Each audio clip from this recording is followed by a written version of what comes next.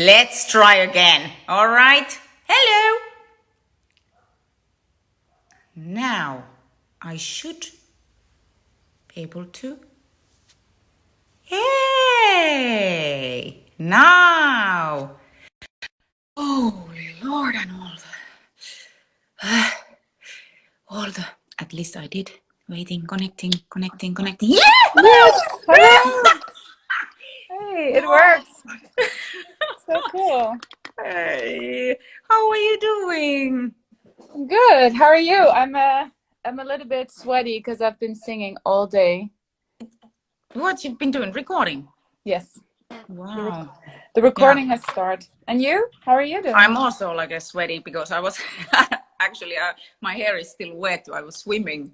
I tried to. I even might have a mask on my face, but I was swimming in a cold pool. We have a swimming pool, but it's terribly cold the water there, and so I put my wetsuit like a dry suit actually, and so I was like, oh, but I have the live. I needed to go to move a little bit. So you've been recording. What have you been recording?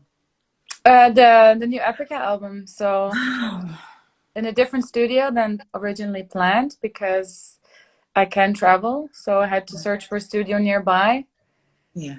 And I've been doing that for the last couple of days. And it's going really well, but it all feels a little bit weird, I must say. But I enjoy singing. I enjoy finishing the album. Yeah. So, but you are doing it in the studio, not at home. No, I don't really have the possibility to do other than just simple demo vocals. I don't have a room that is soundproof. Yeah. And you know how it's like. You probably have your own studio. I don't. We have a very small Well, apartment, and I am just to tell you that I'm like an anti-studio singer anyway. So this is the room where I record my vocals. It's nothing like it's not prepared to record vocals, but it's prepared to record my vocals. Like okay. because I record with a microphone and usually without even headphones. Only the backing vocals I do with the headphones. So I have like a little loudspeaker right in front of the microphone in a little distance with me and the microphone, and I sing like a live takes. Yeah. That was how I recorded my first album, my Winter Storm already, and that was the way I feel personally most comfortable with recording albums. But everybody is different, and everybody we have our ways. So.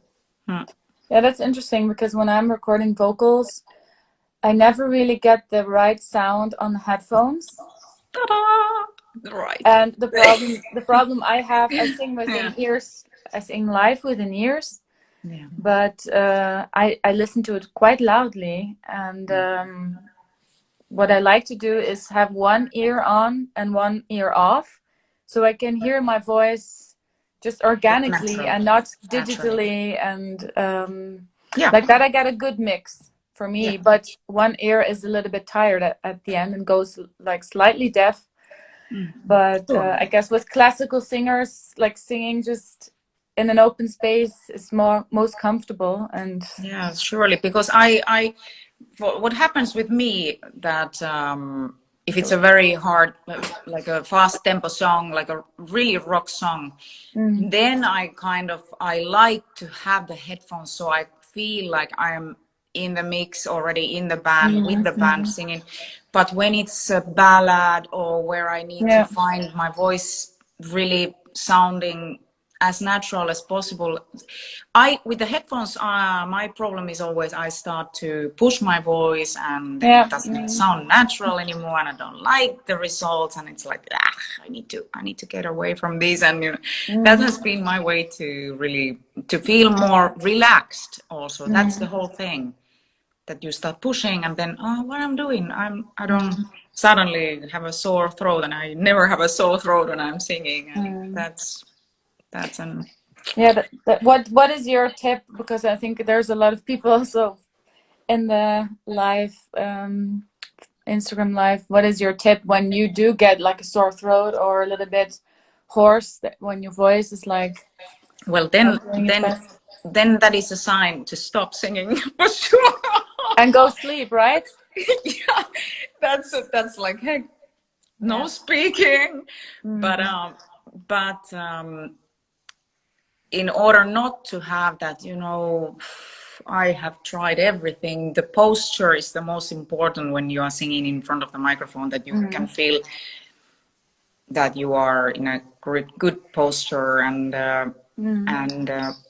breathing free and all that. And every time when it's a recording process, you tend to get a little bit nervous about, the takes and when I'm recording, I hate taking too many takes. I need to get it done properly.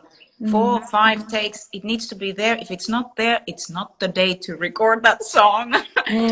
Really.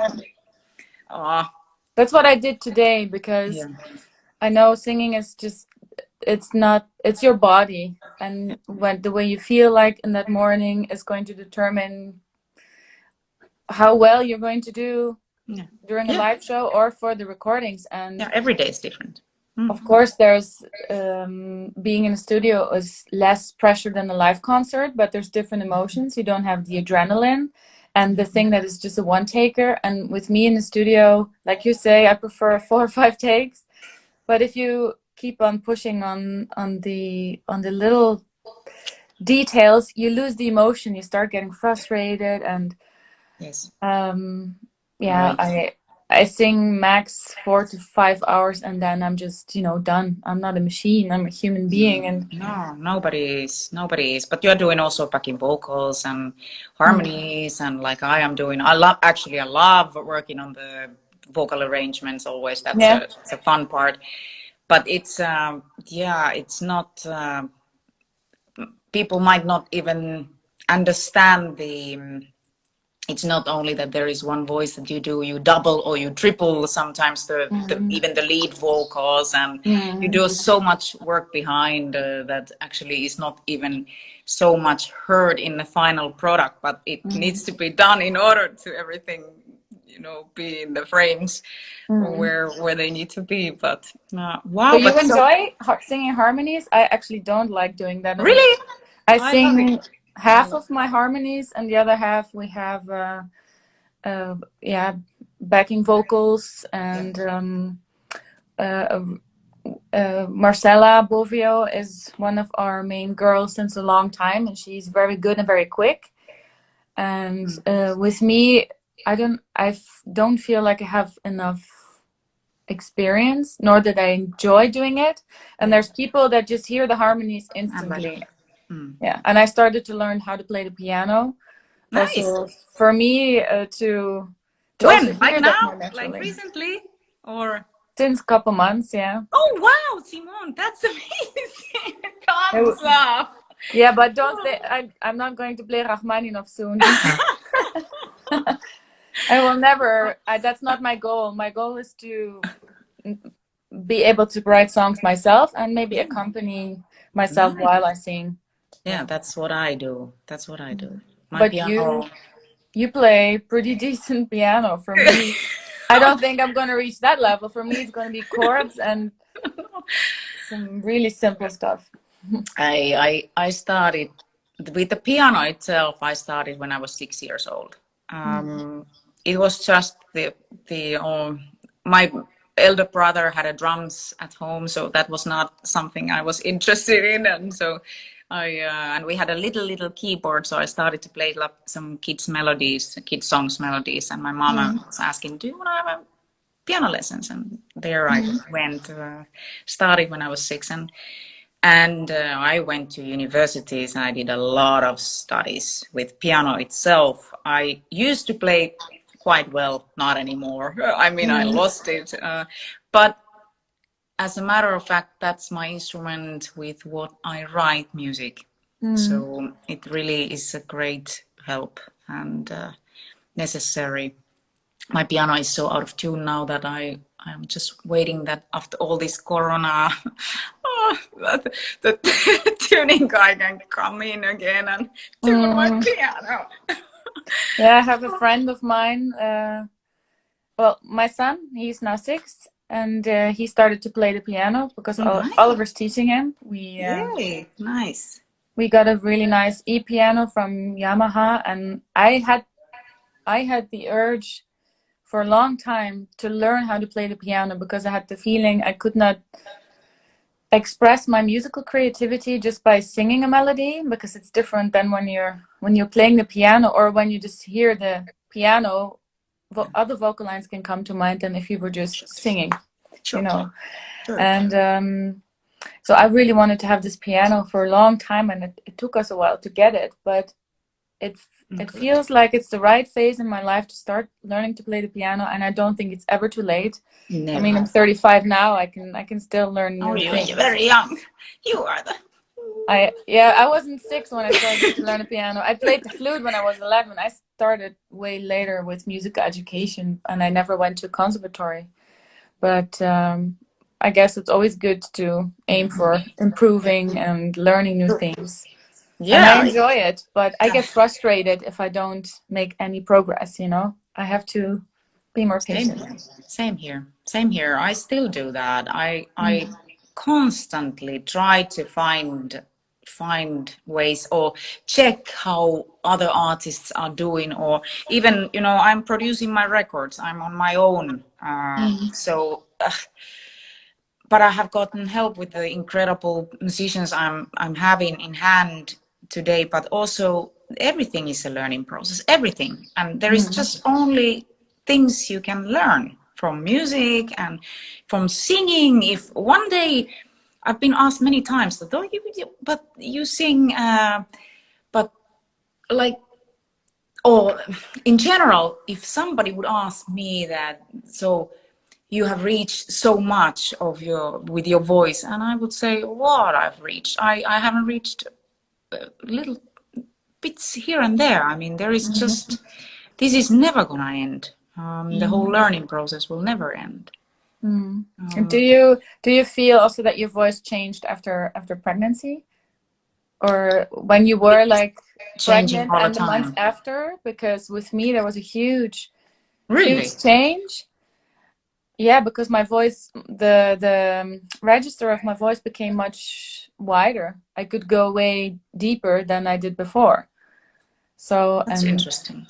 I believe, for me, of course, we women, we all react differently. It's such a huge thing that we go through with the pregnancy and giving a birth and all that, becoming a mother, all the hormones, everything is affecting us. But I feel that I've been training so much in the recent years, so my voice has been radically changing, and yes, and it's changing through the age, through the years. It is changing, depending obviously your training and what you do with it. I mean, how you know, physically how you feel also, that has everything to do with the voice, because it's as you said, it's the body that sounds. Yeah. And what kind of shoes do you wear when you record vocals? I put a couple of books. Books. I am standing upon a couple of books. The heel is something like this. I have a little heel. Yeah, so that I can get my posture more. Okay. Yeah. That's the thing that I learned when I had singing lessons. My teacher always tell me to tilt my pelvic a little bit. And the problem is with my posture, I have a duck butt, you know, it's like boink, it's really sticking out. And for me to make that movement feels very unnatural. And if I wear heels, it's only making it worse. So for the recordings now, I actually have some workout shoes in the vocal booth, which have kind of a nice cushion. Yeah. So that I like to move while I'm singing, or my face is in front of the microphone, but I like to keep my body warm and move. So I'm like doing a tiny workout, and I feel that's a good thing also, that you can do that without making a noise. I mean, obviously without making a noise, but it's a good thing that you can move, because then your breathing gets more relaxed as well. So it's a good thing. that you don't, just stay stiff and, and sometimes you forget breathing. You forget to breathe properly. So it's a good thing. And when you're tired, that's the most dangerous thing. That's what I've learned already. I want to do my best, but when I'm tired, I should just tell whomever I'm recording with, like, this is it for today. I push myself sometimes too much.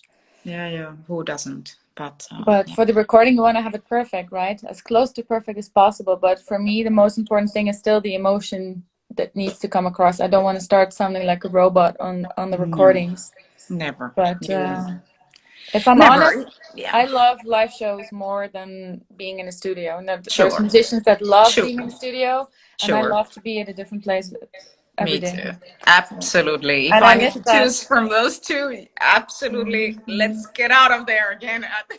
And in this situation where we are at the moment, like even more. But if I listen my records after I've recorded them, those days after all is done, after everything is finished, I listen to my records. Okay, I did okay. But then when I go and sing these songs in my live shows, I sing them so way better.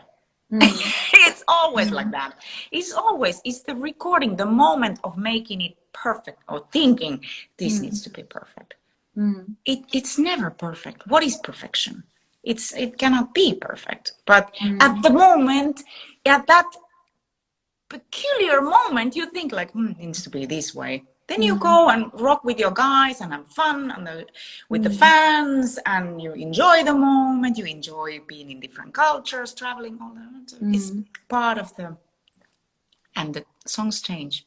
So and also how you feel at that time. If you're energetic, and like I say, you don't have that adrenaline kick when you're in the studio than what you have live. No, nothing at all. Hey, let us have like thousands of people screaming in front of us when we record. We need to have that. Yeah, like after every take you hear, woo! Yeah, you're doing good, girl. Yeah, like, we want more. Sugabe. Yeah, exactly. But then it's another take. No, again, no, again, no, again. It's like, yeah. Oh yeah, I can tell you. I was once with my first album. I had a producer on board. That was the first time, and until now, the last time I've been using a producer. Don't take me wrong. I mean, there was a lot of good things about working with a producer, but there was also this fact that he didn't know me as a singer. I mean, he had never worked with me before, so he made me sing like 40 takes, 40 of a short lyric line, like a really, like absolutely 3 words or so. It was so frustrating. I was killing myself because you sing as I said, you sing it 4 or 5 times. If it's not there, it's not meant to be. It's often not becoming better after many takes. No, because that's when you lose the motivation. That's when you become insecure sometimes and start making mistakes that you would normally not do. No, sure. But I'm always looking forward to hear the songs when they're completely finished. Like we work with a producer, and we also we create demos with false lyrics, and then we rewrite the lyrics and then make demos again.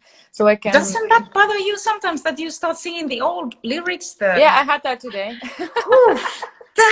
But it's only a couple of words. This time with this record, we tried to already push the demo lyrics in the direction when we wanted to have the final lyrics. Because in the past it would be complete bullshit lyrics, and you never forget them. No, I never sing some. That's terrible. Yeah, right. I've been there. Yeah, but I like to do that when you're really prepared, when you know the new songs, that you don't have to do so many takes.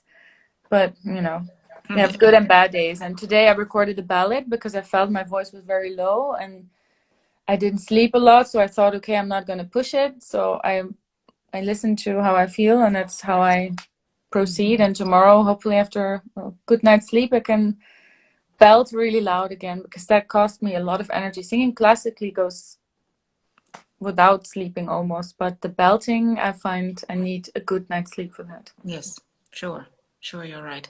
And how many songs you still need to go? You have still 4, I think. left. Yeah, 4 songs. Yeah. Yay! I am doing also some recordings, but completely different type of music, electronic music. I have Oh. a electronic project called Outlanders, so I am finishing some of the vocals tomorrow. Probably I will hopefully finish with one song, but I'm again doing it only together with my producer friend Torsten, and only 2 of us. We are working on a project that is hopefully one day gonna see a day of light. But if you have a good connection with somebody who you feel like the workflow is just right, then you can create some really great stuff. I think that's very important, that you feel comfortable with the person you're working with, because it's so personal, I guess. Yes, writing music and singing, and it's so intimate also, and yeah. Totally. Yeah, it's very special. You have people like that. You found. I feel myself very lucky that I have found amazingly talented people around, and so that you can feel super relaxed with, and so then the magic happens when it's like that. You don't need to feel worried or nervous or somehow shamed like I have been, when I started my solo career of tea. I was so ashamed of showing any of my bits and pieces that I had written, because I thought they were all shit. I was so critical, really. I thought that's, forget about it. All the professional songwriters showing their songs for me, and I'm like, should I like this or not? I mean, that was the beginning. And nowadays, doing it on my own, as we just talked about, the learning, music is about that. I have actually a kind of funny story that just came to mind, because you say your first album, and I remember listening to that. Back then, I guess I still had a MP3 player. Was no iPhone / MP3 player. And I had to have surgery on my teeth. I had to have my wisdom teeth surgically removed, because they were lying crooked or whatever. And I asked them, can I listen to music? And they were like, okay, sure. Because the thing is, when they're working here, it's so in your face, and it's nasty. Oof. And then I was listening to your first album. I was like, okay, put Toria really loud. It's gonna distract me. You were there with me, and when I had my wisdom teeth. That's so fun. Yeah, that was in the Netherlands. I was on the operation table, and they were like pulling in my mouth, and I was like focusing on your voice, like, okay, let this be over soon and I can go home and everything's fine. So that's kind of a funny association with your first record. Yeah, it's true. I love that. Yeah. Thank you so much. So that I will never forget. Thank you, Simone. No, and the time that you when I visited you in Argentina. Oh yeah. Remember when you surprised me with a baby? Yeah, there was a little package. Nobody knew about my pregnancy. There were some fans, at the time I was living in Argentina, and I had a huge belly already on my turning to my 8 months, and there were some fans meeting me in a shopping center. It was cold. Around June, so it was already getting pretty cold in Argentina, so I had a really thick winter coat, like a Michelin coat. So I was with the shopping bags in front of my belly and meeting with the fans, and some girls in Brazil, I remember them telling me, you're pregnant, and I just said, no, what? I've been eating too much pizza. I completely my whole pregnancy was like I didn't need to let anybody know that I was pregnant. So you were one of the first persons ever that got to know that I have a baby born. I was I had become a mother. Yeah. I remember that. Let me present you a little package. Yeah, because we invited you to come to the show. I was like, no, Tarja has other things going on, and you can come to our house. And then you opened the door, and the door went open even further, and then there was the baby. Was like, Just a like little, this. yeah, yeah, just a little surprise. Yeah. Aye. But so nice, you know. We go far already. Your Vincent is now 6. Naomi is 7, turning to 8. I became pregnant shortly after we met, or like a year after, approximately. Yeah, exactly. Naomi is turning 8 now in July, and Wow. So that's 8 years ago already. That was a cute, tiny little baby, and now she's already 8. It goes so fast. It's crazy. And how you're dealing with all the touring and being a mother, you know, how you're dealing with all the things that you cannot be with him, with your family. Well, I never took him with me on tour, so he only saw a couple of shows, and I know that you had Naomi with you a couple of times. For the first 4 years. Yeah. Every time. And that's something we didn't do. And I had good days and I had bad days. You know, I went into work mode, so I would try not to think too much about it. But if I were thinking about it, I would sometimes become very sad, of course. But then the times that I was home, I enjoyed it so much more. And when I was on tour, I could focus on being on tour. So sure. Yeah, it's never easy. It's never easy. The moment of leaving the family behind is like, it's never easy. And then when you're on stage in the morning, you're still back then cleaning diapers. And then after the plane landed, I remember talking to Michael Ackerfeld from Opeth about this, because he also has kids. Yeah. He's like, yeah, in the morning you're still in daddy mode and doing all the dishes and whatever. And then in the evening you're a rock star. It's such a strong contrast. It is. And what was also hard for me was to switch rhythms instantly. When you come back home and you're jet lagged, you immediately have to be in the rhythm of your family. And back in the day, it was like you had a couple of days to adjust, but now it's like tuck, day, night. Yeah. And it can be very tiring sometimes. You come from the long tours. No tour is easy physically. We come we return home like wrecks and shipwrecks and jet lag. And, jet lag and all that, and the little one is there like, Mommy, you're mine now. Kind of. But mine is definitely understanding. She really lets me, thankfully, she really lets me rest, and she's there playing with me. You know, I'm sleeping in a bed and she's in the bed playing, and she just needs to be near and, you know, hug and kiss me all over, and super tender. But it's that it's very, and the older you get, Simone, just listen to me, grandma talking. Okay. Older you get, harder it gets when you know. It's not getting any easier.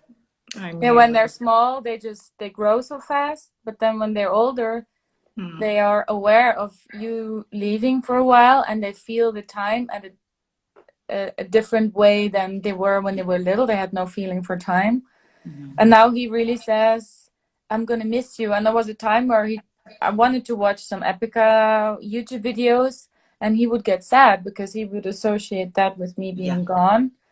And now he's like, everybody in our village, like, yeah, my mom's famous. I'm like, I'm not famous. And my dad too. He's like super proud. The coolest person. My mom is the coolest person because she's famous. Yeah. No, he loves to listen to metal songs. Yeah. So when friends come over, they have to listen to metal, and they're all a little scared, but for him it's normal. And when he was in kindergarten, he would draw vampires and monsters as if it were Teletubbies for him. Yeah, And other exactly. kids were scared, with like, Yeah. or they said Yeah. like, why is he already watching this kind of stuff, or how does he know about vampires? And it's like, yeah, he watches Nightmare Before Christmas. That's cult in our house. I mean, we watched That's that. a good one. In ours too. Yeah, and I Yeah. got gifts from fans, like Yeah. Nightmare Before Christmas related, and he's like, oh, that's Jack, and he sleeps with one of the little Nice. Yeah, fingers. that's really cool. That's really cool. Yeah. Mm. It's mine is the same. I mean, being a rock and roll baby, being on tour the first 4 years of her life, that Mm. is the life she knows. She got used to, being on the road with her family, being Mm. all the musicians and crew and all that. Mm. So she was playing the first 4 years with the grown-ups, and it definitely that is kind of reflecting in her. They're asking, what is your favorite color? Well, black. Yeah. And why? The girls usually, girls who like pink And and Barbies purple and Barbies. mm. No, mine is like, no, can I just paint? And black is because black absorbs all the colors. So I'm like, okay, well, that's a good explanation at least. It has all the colors. I like it. It's Yeah, strong color. Vincent has like a fake leather jacket. He calls his band jacket. So when he wants to look cool, he puts on the jacket. That's the best. Yeah. And he's also very artistic already. He had his phase where he loved to play with tractors, but he's not into cars, and he just loves being creative, like painting. And he already has a very creative mind where he's constructing machines in his head. And we just have to figure a way out so we can make it with him. Like he wants to build an airplane or whatever with what we have at home. He has the most absurd ideas. So Yeah, I think he might that's the become an best. engineer one day. But that's Or the best, offer your child what you have in hand. I mean, the kids, seriously, they don't need the plastic toys. They don't need. mm-hmm. Mine was playing in a backstage with whatever she had in hand, Mm-hmm. and incredible creations, and Mm-hmm. having so much fun with Mm-hmm. whatever. Doesn't need to be a expensive toy or something that you play. Usually the children, they are playing with something like that for 2 minutes and it's gone. But letting your child to be creative and inspired by everything, takes hours and hours, and so much fun to look at them being so So free. did she also have like different instrument phases? Like she liked to play the drums or the guitar or sing like you? Did she have She any? started to play piano when she was 4. That was Oh. her. Now, so she's already actually quite pro with it. She Wow. plays like the classical, but also some Lady Gaga and other things, Despacito, some Yeah. her own selection of songs. Yeah, yeah. But she also has she has a little electronic drum set. She and takes guitar lessons. So she's very busy with the music. Sings, goes to theater school every weekend, or used to go to theater school every weekend. That's right. So yeah, creative child, yes. I think that's for me. I love that he loves to play the piano, and now that we have it in our home, Yeah, he goes voluntarily to the piano and starts playing amazing. songs. And it's not like a punishment that we have to tell him, okay, you got to practice. Okay, now everyday piano lessons, and Oliver's teaching him.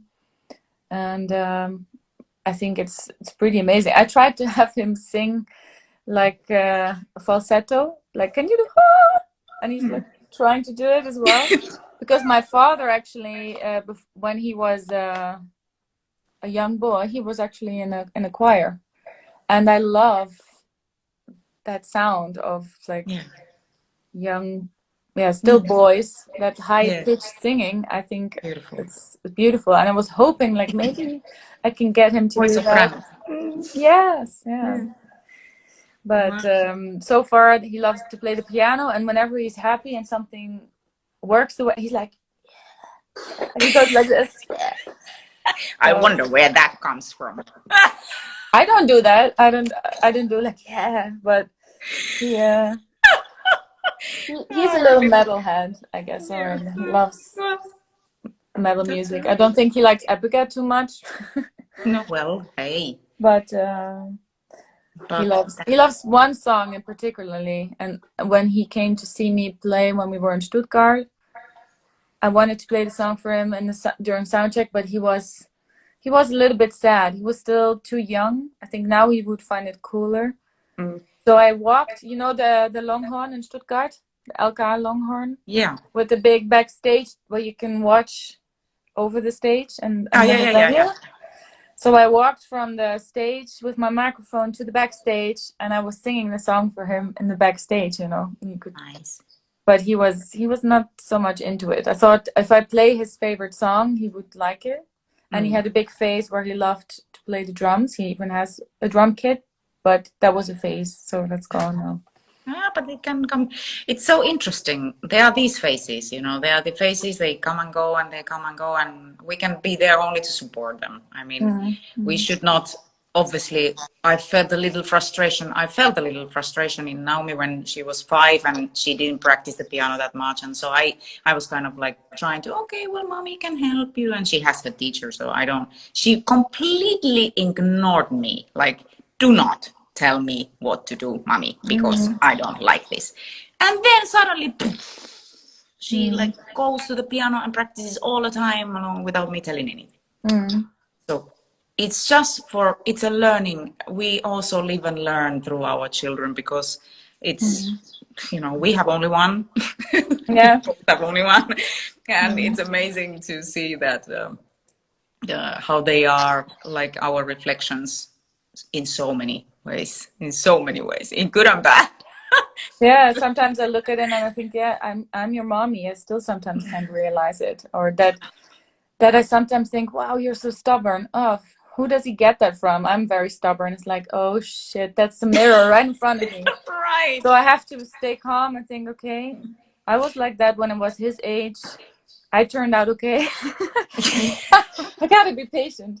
I thought I was a very patient person until I became a parent, and I thought, okay, wow, it can be very challenging, but I love the age he is in now. I mean, he's becoming more and more a Fantastic. boy, but Yeah, he's a very fantastic. philosophical personality, and he's very romantic, and yeah, That's there's beautiful. many beautiful moments during the day. And now in this weird times, sometimes I notice that we are frustrated in this challenging times, but kids are as well. I mean, Yeah. Well, hey, we are figuring super. out how this works. Imagine how they perceive it with their tiny brains. Yeah. Here in Spain, we haven't been able to go out. This is the fifth. We are now completing the 5th week indoors. So we haven't been able to go to the park or Yeah. run anywhere with the child. And with the child, seriously, mine is missing her friends and just little runouts or going out with the bike like everyone. But for children, it's terrible not to be able to go out and play. Yeah. That's the world is out there, and for every one of us, it is the same. But Yeah. especially the kids are. We are allowed to go out into the forest and like ride the bike or go on the parking lot. But all the playgrounds, they're like shut down with tape and fences and everything, and it's so sad, It but is it's very sad. necessary. And we've become very creative. We have a boxing bag hanging in the living room. We have the trampoline. We Yeah, built a swing, but that's that cool. broke down already. But to keep them Anything? occupied. Yeah, everything. Yeah, I really, I really loved seeing you, Simone. I think that I was just going to give a call for Julian that he's waiting there to sing or play a couple of songs with me. I was still Oh, thinking to sing a couple of songs. yeah, we talked for an hour or so. We're like, But it's okay. I love talking with you. It was really, really nice seeing you again. And it's been such a long time. I have missed you. So same nice. here. Yes, long time. Last time we saw each other was on Gaspop. Yeah. Yeah, 2 years ago. 2 years ago already. When we had the funny quick photo shoot with Tim with the apples. It was like, oh, let's take these apples, and very we had really successful fun photo shoot with him always in a couple of minutes. Yeah, he's Done. quick. He's quick. Yeah. Very good. Okay, then I wish you all the best. Stay healthy, stay safe, stay creative. As well, and good luck for the recordings and everything. And Thank you. And please be safe, and greetings to the family. We'll stay in touch, and yes, maybe one day I get to come visit you then. Yes, hopefully. And try the pool and the cold water. Yes, yes, you do that. Okay, take care. See you. Thank you, Simone. Bye. See ya. Bye. You are leaving? You are going. I'm leaving. I'm leaving. I'll try to hold on a second if I can now get to Julian. Let's see. Go live with Julian. Now again he's doing the same thing. Hopefully he's there.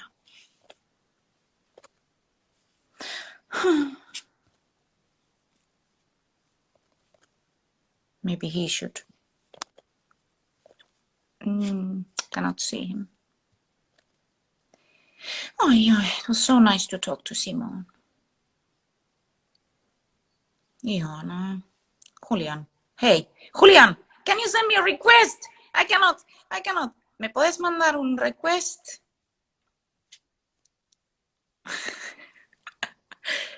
Porque esto no anda. Por favor. Juli, ¿me mandas un request?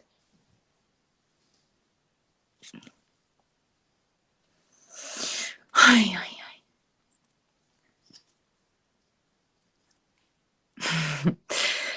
I again feel like a complete idiot. This phone is not letting me go live with anybody that I want. Oh. Hopefully he can do that. Talk show with Julian. No, I am hopefully gonna be singing a couple of songs with him. But if that works, we are trying to get in touch with him here. But in the meantime, I really hope you're fine. View, hold on. Hold on. There is something seriously wrong with my phone.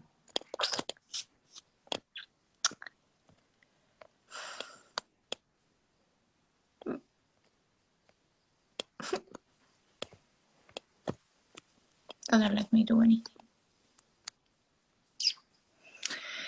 So I will try to do again another live video after this. So if you bear with me, I will go back live again and then I will sing a couple of songs for you. All right?